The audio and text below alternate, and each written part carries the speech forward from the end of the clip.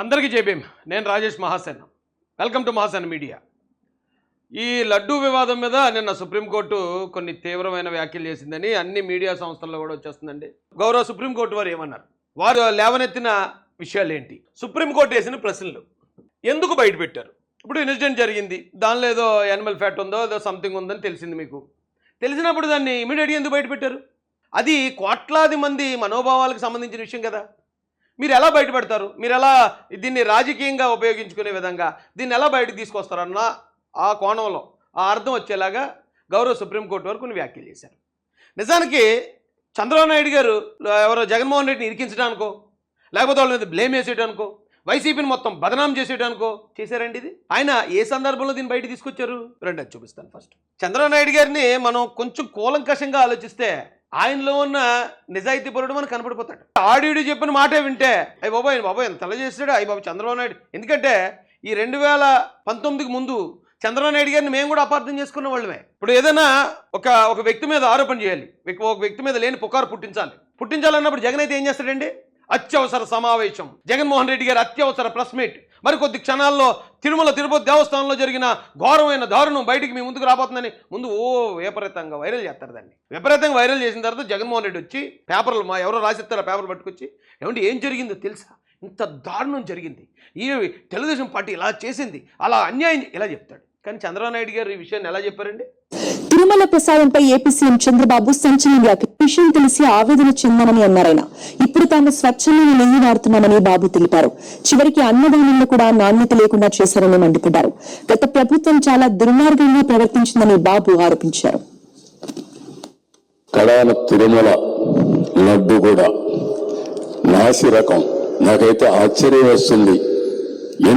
వీళ్ళు ఒక మాట కట్ చేశారు.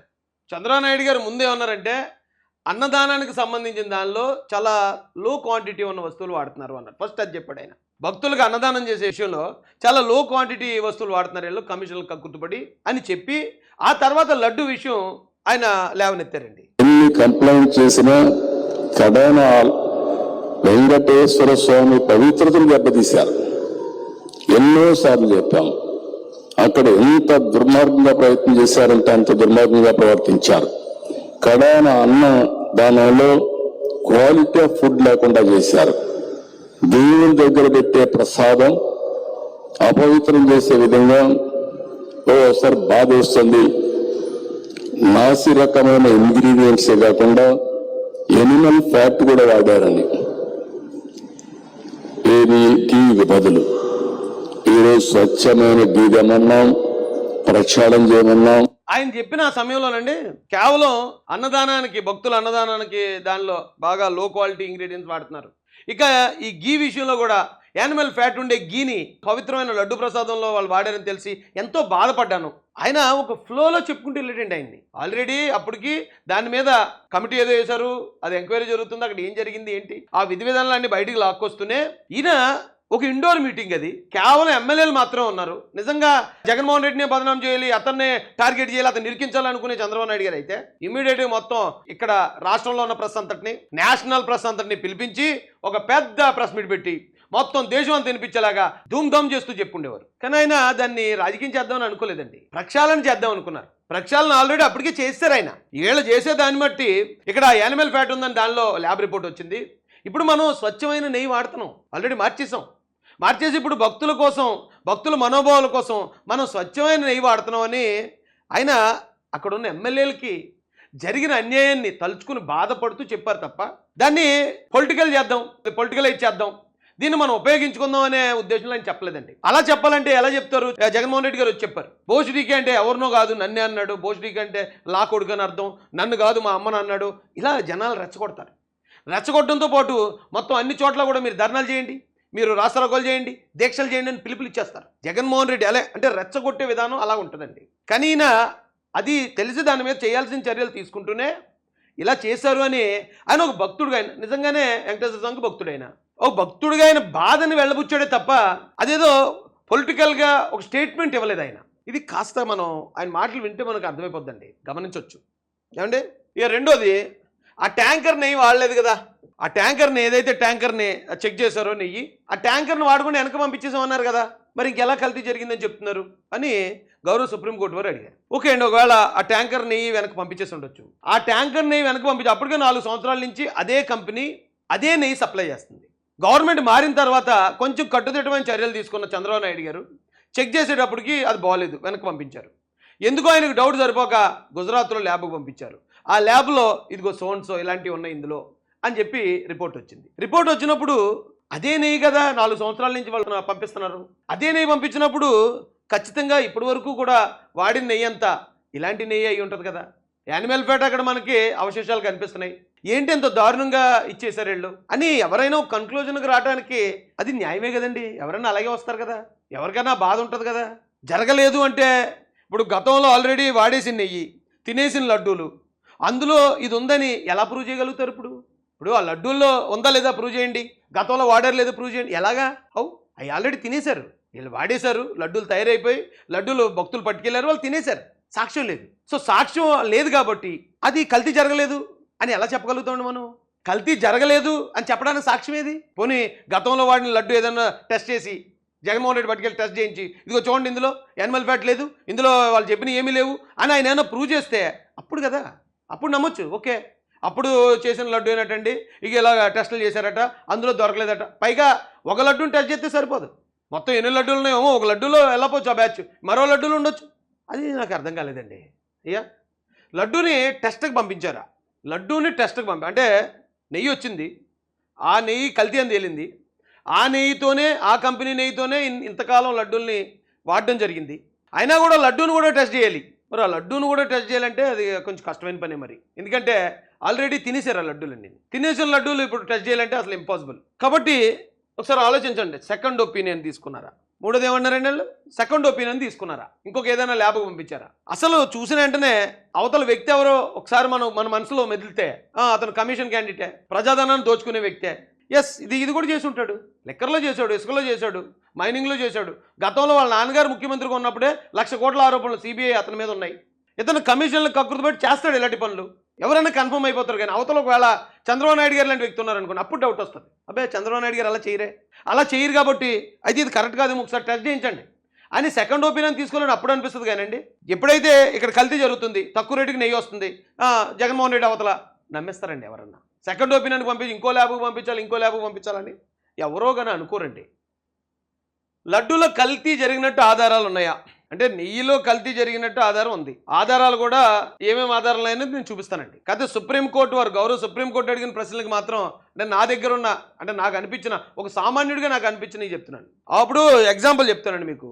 నాకు ఒక షాప్ ఉంది, ఆ షాపులో నమ్మి నేను ఒక వ్యక్తిని అక్కడ షాప్ కీపర్గా పెట్టాను. పెట్టినప్పుడు ప్రతిరోజు షాప్లో దొంగతనాలు జరుగుతున్నాయి. అతను తప్ప ఇంకొకటి ఎవడు దొంగతనం చేసే అవకాశం లేదు. కానీ ఆ దొంగతనం అతను చేసాడని నా దగ్గర సాక్ష్యం లేదు. సాక్ష్యం లేనప్పుడు నేను అడిగితే రే బాబు ఇక్కడ అది పెట్టాను తీసావంటే తీలేదంటాడు. నేను తీలేదన్నప్పుడు ఆ తీలేదని దాకా ఉండా నన్నే దొంగతనం ఎత్తవా ఆ నన్ను అనుమానంతో అంటాడు. మళ్ళీ ఇదో తలపోటు.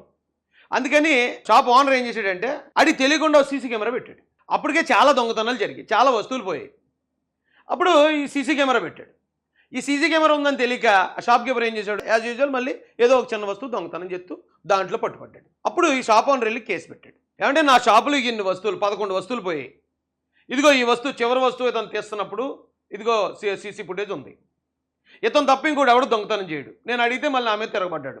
కాబట్టి ఇతని మీద మీరు చర్యలు తీసుకుని పోలీస్ కంప్లైంట్ ఇస్తే పోలీసులు రే ఇదే చేసావా, ఇంకా ఏమేమి చేసావు, ఇక్కడే చేసావా, ఇంకెక్కడన్నా చేసావా, ఇలా మొదలు పెడతారండి వెరిఫికేషన్, ఎంక్వైరీ. కానీ ఒకవేళ వాళ్ళకి ఏమైనా మెయిల్ చేయాలి అనుకున్నప్పుడు ఆ షాప్ కీపర్కి ఎవరైతే దొంగతనం చేసాడో ఆయనకి మెయిల్ చేయాలి అనుకున్నప్పుడు పోలీసు వారు ఏం చేస్తారంటే ఈ ఒక్కటే తీసినట్టే కదా ఉందా ఆధారం, అంతకుముందు జరిగిన వాటికి ఆధారం లేయా, సీసీ కెమెరా ఉందా, సీసీ ఫుటేజ్ ఉందా, కాబట్టి అవన్నీ మేము పట్టించుకోం, అయినా మాకు సంబంధం లేదు అంటే ఈ షాప్ ఓనర్ ఏం చేయగలడండి? ఏమీ చేయలేము. కానీ న్యాయం ఏంటనేది అందరికీ తెలుసు. ఇప్పుడు చివరి దొంగతనాన్ని పట్టుబడ్డాడు, అంతకుముందు కూడా అతను తప్ప ఇంకొకరు లేడు, అతని చేతుల మీద అంత జరిగినప్పుడు దానికి ఆధారం లేదు కాబట్టి మేము దాన్ని పట్టించుకోం, కన్సిడర్ చేయమంటే అంతే. మనం ఏం చేయలేము, మనం ఏమీ చేయలేమండి. ఎందుకంటే చట్టం అదే చెప్తుంది అంటారు. ఆధారాలు లేకపోతే మేమేం చేయలేము, ఐ విట్నెస్ లేకపోతే మేమేం చేయలేమంటారు. అంత మాత్రాన న్యాయం అన్యాయం అయిపోదండి. ఎందుకు లేట్గా చెప్పారు, 2 నెలలు ఎందుకు లేట్ అయింది అంటున్నారు. మళ్ళీ ఎందుకు త్వరగా చెప్పారు అన్నారు. ఫస్ట్ ఎందుకు బయటపెట్టారు అనేది ఫస్ట్ ప్రశ్న. తర్వాత ఎందుకు లేట్గా చెప్పారు, ఈ రెండిట్లో ఏదో ఒక ప్రశ్న అడగాలి. ఎందుకు బయట పెట్టారని అన్న అడగాలండి, లేదా ఎందుకు లేట్గా చెప్పారు, త్వరగానే చెప్పి ఉండొచ్చు కదా. అంటే బయట పెట్టినా తప్పే, లేట్గా చెప్పినది తప్పే. ఇప్పుడు చంద్రబాబు నాయుడు గారు దీన్ని రాజకీయం చేద్దాం అనుకోలేదు. ఒకవేళ అనుకున్న వ్యక్తి అయితే ఆయన మొత్తం ధూమ్ధాం చేసేద్దరండి, చాలా పెద్ద గొడవ చేసేసి పెద్ద ప్రెస్ మీట్ పెట్టేసి అలాగే ఆయన బయట పెడతాడు. అంత సింపుల్గా ఆయన సర్లే ఇలాంటి దారుణమైన వ్యక్తులు వెళ్ళు, దేవుడు ప్రసాదంతో కూడా ఇలాంటి కల్తీ చేసిన వ్యక్తులు, ఇప్పుడు మనం దాన్ని సరిదిద్దుతున్నాం, ఎంక్వైరీ జరుగుతుంది అని మాత్రమే చెప్పాడు ఆయన బయటికి. దేవుడిని రాజకీయాల్లో లాగొద్దు అన్నారు గౌరవ సుప్రీంకోర్టు వారు. అయితే దేవుడితో రాజకీయం మొదలయ్యి దేశంలో చాలా కాలమైంది. మొత్తం రాజకీయం అంతా దేవుడితోనే ముడిపడి ఉంది. ఇక్కడ దేవుడితోనూ, ఆలయాలతోనూ, మసీదులతోనూ, దీంతోనే కదా మొత్తం ముడిపడి ఉంది భారతదేశ రాజకీయాలన్నీ. ఇక రాజకీయ పార్టీ ఒక మాట చెప్పినప్పుడు అక్కడ అన్యాయం జరిగింది అనగానే అవతల పార్టీ, తప్పు చేసిన పార్టీ ఏదైతే వైసీపీ పార్టీ ఉందో దాన్ని ఇమ్మీడియట్గా రాజకీయం చేస్తుంది. మేము రాజకీయ ప్రత్యర్థులు కాబట్టి మా మీద ఇలాంటి ఆరోపణలు చేస్తున్నారు, మేము రాజకీయంలో ఇలాగ అయ్యాం కాబట్టి అలా మొదలు పెడతారు.